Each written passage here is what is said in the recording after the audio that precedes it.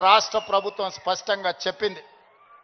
ఇయాల మిత్రులారా, ఈ వేదిక మీద ఉన్న మేమెవ్వరం పెద్ద పెద్ద బ్యాక్గ్రౌండ్ల నుంచి వచ్చిన వాళ్ళం కాదు.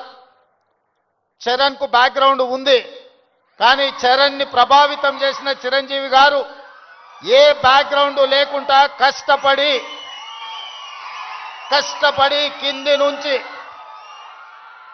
ఈరోజు దేశమే గర్వించదగ్గ ఒక మహానటుడుగా ఈరోజు ఒక మంచి మనిషిగా గుర్తింపు పొందిండు అని అంటే దాదాపుగా 50 సంవత్సరాల నిరంతర శ్రమ, కఠోరమైన దీక్షతోని వాళ్ళు రాణించగలిగినారు.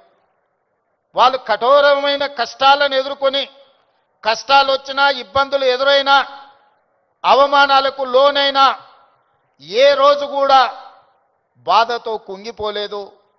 భయంతో మాదక ద్రవ్యాల వైపు లేకపోతే వ్యసనాల వైపు బానిసలు కాలేదు. నిటారుగా నిలబడి వాటిని ఎదుర్కొని ఈరోజు ప్రపంచానికే ఆదర్శంగా నిలబడే విధంగా ఈరోజు వాళ్ళు రాణించారు. మరి ఈనాడు